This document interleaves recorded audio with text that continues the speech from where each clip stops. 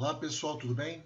Estamos de volta mais uma vez. Sou o Luiz Souza, especialista em engenharia de segurança do trabalho e mais de 30 anos aí de experiência na área, também como auditor de qualidade, meio ambiente e segurança.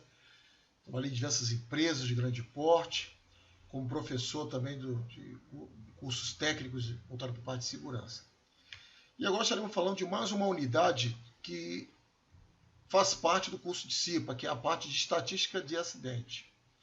A estatística de acidente é uma atividade cipeiro também, porque ele precisa fazer as reuniões ordinárias e lá, nessa reunião ordinária, se faz necessário ter indicadores para que se faça a estatística da CIPA. Aliás, ter informações para que se montar a estatística, que é um indicador de segurança. Então, para isso, contamos aqui uma estrutura inicial para se perceber a necessidade de uma estatística. Só compreender a necessidade real e até porque tem empresas que o cipeiro apresenta para a diretoria os trabalhos que eles fizeram, o que foi feito. Então, ele consegue ter uma visão um pouco mais adequada, uma apresentação apropriada, quando ele entende como é que se faz uma estatística. Aí vamos lá. Começa com Pirâmide de Frank Beard. Então, em 1966, Frank Beard Jr., após analisar vários casos, publicou estudos contemplando não só as lesões decorrentes dos acidentes, mas também os danos à propriedade, bem como os prejuízos decorrentes das paralisações de produção causadas por acidentes. Esses estudos serviram como base para a filosofia preventiva de controle de perdas, o Loss Control. Beard chegou à conclusão de que, para cada acidente grave com afastamento, haviam cerca de 30 acidentes com danos materiais e cerca de 600 incidentes sem danos pessoais ou materiais. Essas relações é conhecida como Triângulo de Beard. Então, está aqui mostrando a fonte. Mas vamos ver a frente. Ó. Na pesquisa de Beard, foram em 297 empresas. Então, foi uma coisa que demorou tempo. Né? Com aproximadamente 2 milhões de empregados, onde ocorreram 1.753.498 acidentes durante 10 anos. Olha só. Então, em resumo, foi um trabalho bastante aprofundamento, muitos dados a serem levantados. Tá? Foi trabalhoso isso aí. Então, após tabulados os dados, chegaram à conclusão de que os acidentes são programados para acontecerem e que nós podemos interagir antes que eles aconteçam, conforme a seguinte proporção. Parece estranho falar isso. Pô, o acidente é programado para acontecer? De certa forma, sim, porque tudo depende do cenário. Então, se os ingredientes para chegar ao acidente estão presentes naquele cenário, o acidente vai acontecer.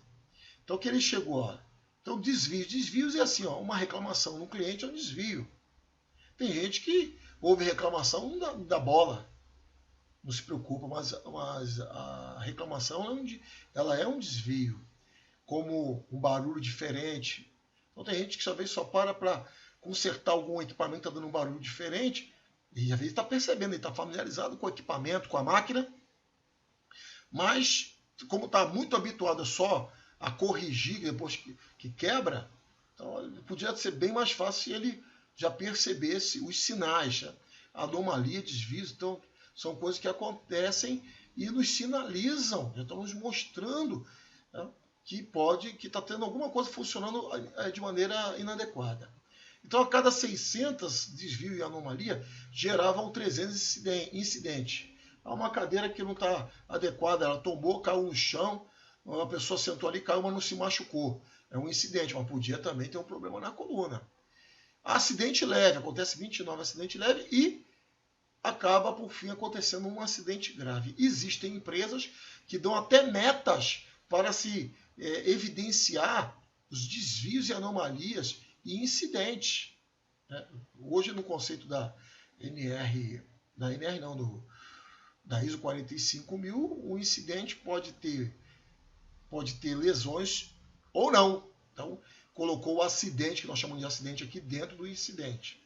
Tá certo? Então é importante ter isso aqui em mente. Então, estatisticamente, Beard fez esse levantamento e começou a enxergar o retrato da segurança e saúde de uma maneira geral. Então, ele pegou muitas empresas de ramos diferentes. Então existe a prevenção passiva, que é aquela em que, após a ocorrência de uma lesão, perda de tempo ou danos materiais, tomam-se medidas para evitar ocorrências semelhantes. Isso aqui são a prevenção passiva. A prevenção ativa é aquela que se trabalha na prevenção antes de ocorrência do acidente. E nesse trabalho preventivo dá-se a importância a qualquer ocorrência isolada ou não, com potencialidade de causar danos pessoais ou materiais, que é anomalia. Então é só um exemplo. Estatística de acidente. Horas homem trabalhadas. Total de horas trabalhadas no mês por todos os empregados da empresa que estiverem nesta área, incluídas as horas extraordinárias e excluídas as horas referentes ao repouso semanal. Desprezar os decimais. Então vamos ver à frente como é que seria isso. Isso aqui, né? Horas homem trabalhadas, essa informação tem que ser dada ao pessoal de CIPA ou pessoal de segurança do trabalho, vindo lá do RH, do Recursos Humanos. Muito embora a segurança, na maioria das empresas, faz parte do RH, mas são setores diferentes. Então, o setor lá de departamento pessoal, que contabiliza isso para fazer pagar folha de pagamento, precisa dessa informação, que é o somatório de horas normais e também das horas extraordinárias, horas extras. Né? Certo? Somou tudo isso dentro do mês. Aí vamos lá, aqui, ó. Dias perdidos por acidente de trabalho. São os dias seguintes ao dia do acidente, em que o empregado continua incapacitado para o trabalho. Inclusive dia de repouso remunerado, feriados e outros dias em que a empresa esteja fechada. Dá um exemplo. A pessoa se acidentou na quinta-feira, foi afastado 10 dias. Então, tá lá, quinta, sexta, né? Sábado, domingo, segunda, contando 10 dias ali. Então isso aí é o quê? Dias perdidos. Tudo bem? Caso a incapacidade se prolongue para os meses seguintes, os dias seguintes serão previamente estimados com base na informação médica. Agora, dias evitados. Bom, pessoal, vamos supor que essa mesma pessoa, só um exemplo, tá? Essa mesma pessoa, lógico que eu falei ali 10 dias, é pouco tempo, mas vamos supor que essa mesma pessoa, que teve 10 dias perdidos, ela perdeu um pedaço do dedo, né?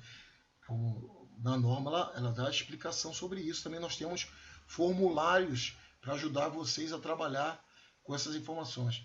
Mas ele perdeu ali um pedacinho, a primeira falange distal do quinto quidodátilo da mão esquerda. Então isso tem na tabela uma quantidade de dias perdidos, dias debitados, melhor dizendo. Tá vendo? Então aqui, ó, dias perdidos. O trabalhador foi afastado 10 dias. Mas o acidente que ele teve, houve uma perda de um membro. Então isso já entra dias debitados. É claro que a gente sabe que se ele fosse de fato perdendo o dedo, ele não ia ficar somente 10 dias afastado, ia ficar bastante tempo. Mas eu só estou dando um exemplo para vocês, tá certo? Para poder não criar um outro cenário. Então, eu estou falando aqui dos dias perdidos. Teve um acidente, teve dias perdidos, 10 dias afastado. E também teve os dias debitados, porque ele perdeu alguma parte do corpo. Então, essa parte de dias debitados tem uma tabela que dá essa informação, tá certo? Então, nós vamos ver como é que vai funcionar na frente aplicando a estatística. A taxa de frequência é o número de acidentes por milhão de horas homens de exposição ao risco, horas homens trabalhadas, em determinado período. Essa taxa é calculada pela seguinte fórmula. Aí vamos ver aqui como é que funciona. Então, a estatística de acidente funciona assim. Aí você teve a informação do DP, que falou assim, ó, nós temos 40 empregados e tantos homem-horas trabalhadas, somando todo mundo ali, horas normais e horas extras, no mês. Legal. Aqui que você bota aqui, ó, teve algum acidente, vamos supor, teve 2 acidentes. Aí botou aqui 2, vezes 1 milhão. Isso aqui é uma constante da fórmula. Vezes 2, dá o quê? 2 milhões, dividido pelo homem-hora trabalhado. Aí o valor que for aparecer aqui, ele é a taxa de frequência. E você só corta os decimais, como já comentamos lá no começo. Então, isso é a taxa de frequência. Essa é a taxa expressa com aproximação de centésimos. Agora a taxa de gravidade. A taxa de gravidade já é o tempo computado por milhão de horas homens trabalhadas. Calcula-se esta taxa da seguinte forma. Como é que vai? Lembra que eu falei lá? Teve um acidente, não foi? Um acidente de dias perdidos. Que teve 10 dias perdidos. Lembra que eu falei? Então tá aqui, ó, 10, né? Né? Número de dias perdidos. Foram o quê? 10 dias, né? 10, teve um acidente assim.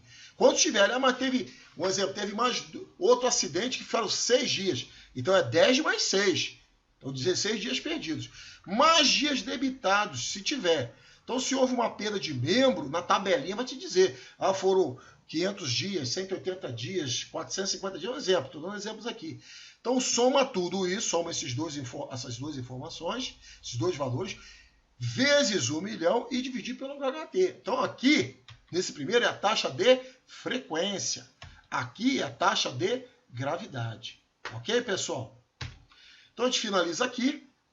Se você tiver dúvidas em relação às fórmulas, em relação ao que nós falamos até o momento, da estatística, encaminha para nós as vossas dúvidas que estaremos esclarecendo para que você venha fazer estatística de acidente nas empresas que você vier a trabalhar. É importante ter estatística de acidente, porque na estatística de acidente, você tendo essas informações, botando ela numa planilha de Excel, transformando em gráfico, você consegue mostrar mês a mês. Então, tem empresas que eu já trabalhei, que nós tínhamos a estatística de taxa de frequência, uma coluna de taxa de frequência e uma coluna de taxa de gravidade. E isso mês a mês, janeiro, aí fazia um acumulado de janeiro e fevereiro, aí vem lá março, abril, e acumulando.